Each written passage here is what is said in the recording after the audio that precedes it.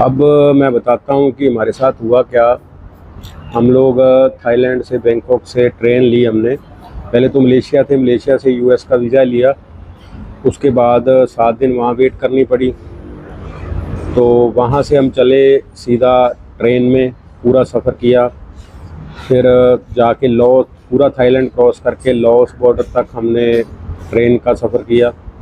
फिर उसके बाद हम बस ली वहाँ से हनोई के लिए। 24 घंटे लगा दिए उसने हनोई पहुँचने में। और वहाँ जाके भी 4 दिन हमें रुकना पड़ा। वहाँ से फ़्लाइट सस्ती मिली हमें बैंकॉक की, जो हम रात आ गए थे। मगर हमारे साथ तो और एक हैपन हुआ, जिसमें हमारी फ़्लाइट पहले तो 11 तारीख की थी और 10 रात को। तो दो बार फ़्लाइट ओके की, दोनों बार कैंसिल हो गई। और फ़्लाइट 2 बार कंफर्म थी टिकट। तो उसके बाद अभी जो 12, आज 9 तारीख है, और 12, 13, 14 तक कोई भी फ़्लाइट भी अभी अवेलेबल नहीं थी। ये थी तो बहुत महंगी थी। तो इसलिए हमें अब जो रात की फ़्लाइट ही मिली है, वो भी अमृतसर की, दिल्ली की नहीं मिली। हम दिल्ली से आए थे और वो भी अमृतसर की फ़्लाइट मिली है यहाँ से। तो अब हम जाएंगे अमृतसर, रात को 12 बजे वहाँ पहुँचेंगे। तो वहाँ से फिर राजस्थान घर जाएंगे। तो ये हालात हुए हैं। तो फ़्लाइटों का कोई भरोसा ही नहीं है। जो सस्ते वाले हम ले भी लेते हैं तो वो भी ऐसे करते हैं। दूसरा, हमारे साथ बैग था हमारे पास। जैसे हम हनोई एयरपोर्ट पे गए तो एक बैग था, वो कह रहे नहीं इसका साइज़ बड़ा है। तो उन्होंने हमसे 5,000 रुपया इंडिया का ले लिया। तो हमने बहुत बहस की उसके साथ, मगर वो माने ही नहीं। और जब हम फ़्लाइट के अंदर गए तो लोग बड़े बड़े टैची लेके अंदर घुसे हुए थे। सिर्फ हमें ही जाने के उन्होंने टारगेट किया। दूसरे किसी को ना उन्होंने पैसे मांगे, ना उन्होंने कुछ किया। तो फ़्लाइट वो थी थाई एयर एशिया की। जैसे कि ये छोटी फ़्लाइट वाले होते हैं जो सस्ती टिकटें देते हैं, ये ऐसे लूटते हैं लोगों को। तो फूड तो होता ही नहीं है इनमें। पानी ले लो अपना, कॉफ़ी लेनी है वो भी अब महंगी, डबल 3 गुना ज़्यादा रेट होता है उसका। तो इस वजह से हमें आज ही रात को निकलना है। अभी हम मार्केट जा रहे हैं 2 घंटे के लिए, वापस आके 4 बजे वापस एयरपोर्ट जाना है। तो ये हैपन हमारे साथ हुआ।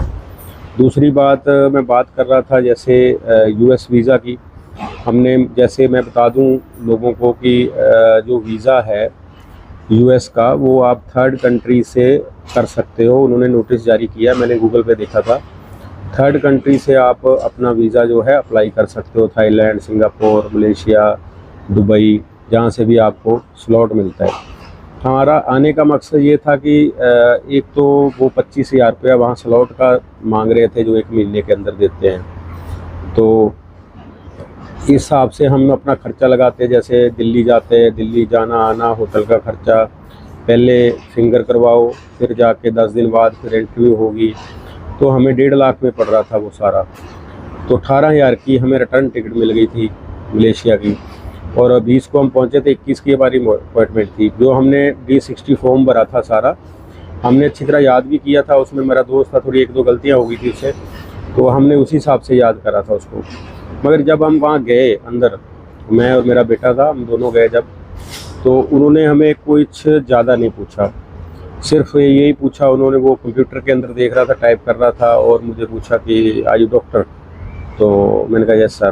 तो कहता ओके। तो बेटे का पूछा, कहता इसकी शादी हुई है। तो मैंने कहा नहीं हुई है जी। तो और इतना कुछ ज़्यादा नहीं पूछा। और एक वैसे ही वो अपना टाइप कर रहा था, वैसे टाइप करते करते उसने अपना एक सवाल वैसे ही किया कि आपकी इनकम कैसी है वहाँ पे। मैंने कहा भी वो डिपेंड ऑन द बिज़नेस है, जैसे हमारा बिज़नेस होता है उसी हिसाब से हमारी इनकम होती है। मैं डॉलर में बताऊँ या आपको रुपीज़ में बताऊँ? वो कहते डॉलर में। तो मैंने उनको बोला कि 15 से 2,000 डॉलर जो महीना है वो होती है। तो जहाँ हमारे जो टर्नओवर है वो अलग है।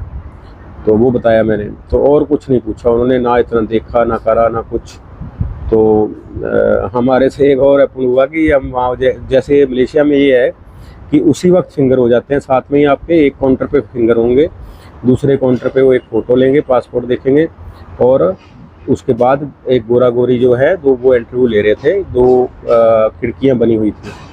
तो गोरी बड़ी हंस हंस के लंबी बातें कर रही थी। तो हमें लगा यार ये अच्छी है, यहाँ आ जाए हमारी बारी, ये गोरा खड़ूस सा लग रहा है, बातचीत भी इतनी नहीं कर रहा है और मुंह भी ऐसा बना रखा है, ये तो डिक्लाइन ही करेगा, लोगों का सारा सिस्टम जो है ना डिनाई करेगा।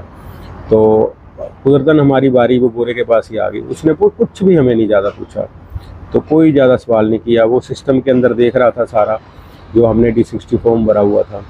बेटे का वीज़ा उसने कहता कि इसका वीज़ा मैं डिनाई करता हूँ, तो आपका वीज़ा अप्रूव है, आप जा सकते हो, तो इसका आप नेक्स्ट टाइम ट्राई कर लेना। तो ये हुआ हमें, तो चलो जो हो गया ठीक है। तो मेरे पास वीज़ा हुआ ना हुआ, मैंने तो जाना आना है नहीं वहाँ पे, कोई इतना ज़्यादा मेरे को काम है नहीं, ना मेरे को फ़ायदा है वहाँ जाने का। तो ये सारा सिस्टम जो US एम्बेसी का हुआ है। तो जो लोग वहाँ पे जल्दी जाना है, जहाँ जिनको स्लॉट नहीं मिल रहा है, जहाँ जो जिनसे ज़्यादा पैसे मांग रहे हैं, वो लोग क्या करें, मलेशिया की आप ले सकते हो, स्लॉट उठा लें, वहाँ अकाउंट बनाए, स्लॉट उठाए, 16,000 रुपया फ़ीस है। मगर ये बात एक और है कि आपका खर्चा ज़रूर आएगा, आपको होटल में एक हफ़्ता रुकना पड़ेगा, क्योंकि वो पासपोर्ट ले लेते हैं और एक हफ़्ता बाद पासपोर्ट मिलेगा, जो आप वहाँ रेमेक्स नाम का एक पोस्टल उनका सिस्टम है। जैसे हमारे तो VFS होता है ना, वहाँ भी पोस्टल एक एड्रेस होता है, तो वही नज़दीक है, जो कोलमपुर में सिटी सेंटर से 54 किलोमीटर दूर पड़ता है। तो वहाँ पे भी आप पासपोर्ट मेल आ जाती है, आप ट्रैक कर सकते हो अपने पासपोर्ट को। तो $61 रिंगेट जो है मलेशियन वो लेते हैं वो, तो वो आपको पासपोर्ट दे देते हैं। तो वहाँ जाके आपको लेना होता है, तो उसमें टाइम लगा देते हैं वो। सैटरडे संडे दोनों, फ्राइडे से लेके संडे तक तो उनका काम कोई होता नहीं है, वो रुक जाता है वहीं पासपोर्ट। तो हमें भी जाके मंडे को पासपोर्ट मिला था। हमने HDFC बैंक, उनकी HDFC नहीं, उनकी HSBC बैंक है वहाँ पे, चाइनीज़ बैंक, उसमें पैसे जमा करवाए उनके अकाउंट में। तो तब जाके हमें वहाँ हमें रसीद भेजी उनको, तो हमें वहाँ पे पासपोर्ट मिला। 7 दिन 8 दिन आपको रुकना पड़ सकता है। होटल का खर्चा कम से कम आप अपना, चलो आपका घुमाई हो जाएगी इसके बहाने, तो आप जा सकते हो। तो वहाँ भी इतना ज़्यादा नहीं है, ये आपका प्रोफेशन अच्छा है, आप पॉजिटिव हो तो है, आपको मिलेगा वीज़ा। तो उस गोरे ने हमारी तरफ 1-2 बार देखा, ज़्यादा देखा भी नहीं उसने, सिर्फ वो कंप्यूटर में देखता रहा, उसी हिसाब से उसने हमें एक आधा क्वेश्चन वैसे ही पूछा और ज़्यादा कोई बात नहीं करी। तो वीज़ा अप्रूव कर दिया, 10 साल का 2035 तक का वीज़ा दे दिया। तो इसलिए मैं ये जानकारी देना चाहता था, क्योंकि पहले ब्लॉग बना रहे थे, इतना टाइम नहीं मिल रहा था इसके बारे में, तो मैंने सोचा कि चलो आज आपको बैठ के इसके बारे में जानकारी दे दूँ, जहाँ 2-4 जो हैपन हुए हैं वो हमें आपको बता दूँ मैं। और जो हनोई है वहाँ पे होटल तो सस्ता मिल गया हमें, कोई इतना महंगा नहीं था। तो मगर वहाँ पे जो इंडियन खाना खाता है बंदा, नॉन वेज भी नहीं खा सकता, और उसके लिए वहाँ खाना महंगा है। इंडियन रेस्टोरेंट पे एक टाइम पे जाते हो तो आपका 2,000-2,200 रुपया एक टाइम पे खाने का लग जाता है, यानी कि 4-5 हज़ार रुपया रोज़ का खाने का लगता है इंडियन रेस्टोरेंट पे, जब 2-3 बंदे हो तो ऐसा सिस्टम है सारा। ये हुआ सब, तो चलेंगे वापस अभी अपनी नौकरी पे, काम पे हो जाएंगे शुरू। 2022 में पहले हम आए थे मलेशिया, थाईलैंड आए थे, मलेशिया आए थे, कंबोडिया गए थे। इस बार हम लोग मलेशिया, थाईलैंड, लाओस और वियतनाम, हनोई जाके आए हैं।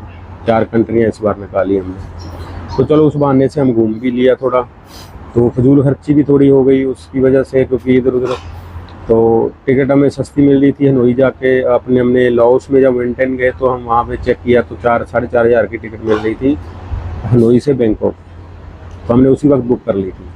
जो बस का सफ़र है बहुत परेशानी वाला सफ़र है वहाँ पे, जो बस का सफ़र होता है उसमें क्या होता है कि बस के सफ़र के अंदर वहाँ पे वो 4 बजे आपको बस में चढ़ा लेते हैं, छोटे छोटे से स्लीपर बने हुए हैं, तो उसमें चढ़ा लेते हैं और जाके बॉर्डर 7 बजे सुबह खुलता है, वो 1 बजे रात को बस वहाँ लगा देते हैं। कुछ लोग बस में सोए रहते हैं, तो जैसे मैं तो 5 बजे उठ गया, बैठा रहा 1-2 घंटे इधर उधर, तो लोग परेशान तो होते हैं। उसके बाद जब आप बॉर्डर क्रॉस करते हो तो शरेआम रिश्वत चलती है वहाँ पे, गोरों से भी लेते हैं, सबसे लेते हैं। $2 वो हर बंदे से लेते हैं, स्टैम्प मनी बोल के। तो पहले मैंने मना कर दिया, तो हमारे पासपोर्ट रख लिया, हम बैठ गए। फिर मैंने यार बोला कि यार ये टाइम वेस्ट करेंगे, तो इससे अच्छा है कि इनको सीधा ही दे दें तो अच्छी बात है। तो फिर जाके बस ने फिर तो 3-4 घंटे वहाँ लगाए, जाके दूसरे दिन शाम को 4 बजे बस वहाँ पहुँची। चलो सफ़र तो निकल गया, इतनी थकावट वगैरह तो नहीं हुई। तो फिर वहाँ पे जो हनोई के अंदर एक जो एरिया है, टूरिस्ट एरिया है, ओल्ड क्वार्टर बोला जाता है उसे, वहाँ पे सारे टूरिस्ट होते हैं। तो वही होटल हैं सारे। होटल, बड़ा होटल तो कोई लिफ्ट वाला मिल जाएगा, छोटा कोई मिल नहीं रहा था। तो एक होटल में गए थे तो वहाँ पे लिफ्ट नहीं थी, तीसरी मंजिल पे था। तो मेरी टांग में दिक्कत है थोड़ी डिस्क की, तो मैं इतना ऊपर जा नहीं जा सकता था। फिर दूसरा हमने होटल देखा, जो मैंने वीडियो में, पिछली वीडियो में दिखाया भी है। तो उस पर मैंने वो जो देखा था, तो उसमें वो फर्स्ट फ्लोर पे ही था। तो फिर उस होटल में हम लोग ठहरे थे, जो एक लेडी चला रही थी। तो आपको जिसको वीज़ा नहीं जल्दी चाहिए या कुछ ऐसा है, जो इंग्लिश आती है, सबसे बड़ी बात इंग्लिश आपको आनी चाहिए। इंग्लिश नहीं आती है तो आपको थर्ड कंट्री से वो फ़ायदा नहीं है। फिर आप दुबई चली जाइए, वहाँ हिंदी का ऑप्शन मिल जाएगा आपको US एम्बेसी में। नहीं तो इस कंट्रियों में आना है तो जैसे मलेशिया में ऑप्शन था इंग्लिश का, तमिल का, और मलेशियन लैंग्वेज मले जो है उसका था, और चाइनीज़ का, और तीसरा चौथा ऑप्शन और कुछ है नहीं वहाँ पे। तो इंग्लिश आना आपको ज़रूरी है, जेकर आपने थर्ड कंट्री से अप्लाई करना है। मैंने बेटे की ट्रांसलेट खुद की थी, मैंने उसको बोला था इसको ट्रांसलेटर चाहिए, तो if you want I can translate for him, कहता है नो प्रॉब्लम। तो उसने मुझे से पूछा सारी बात, मेरे बेटे से भी इतना नहीं पूछा। तो ये था US वीज़े के बारे में। क्योंकि ये जो अपडेट है इसके बारे में कोई भी वीडियो नहीं है YouTube के ऊपर US वीज़े को लेके, तो मैंने सोचा ये जानकारी शेयर करनी बहुत ज़रूरी है कि जो लोगों को इसके बारे में जानकारी मिल सके, जो इंडिया से वीज़ा नहीं लेना चाहते वो थर्ड कंट्री से ले सकते हैं। थैंक यू, धन्यवाद वीडियो देखने का बहुत बहुत। मिलते हैं अगली वीडियो में। आज आपको मार्केट दिखाने जा रहा हूँ, थोड़ा लेके जा रहा हूँ, बैंकॉक जा रहे हैं, थोड़ा सामान लेना था सेंटर में। तो हमारा होटल थोड़ा बार है, तो हम फिर 4 बजे वापस एयरपोर्ट के लिए भी निकलना है। धन्यवाद, नमस्कार, सत श्री अकाल।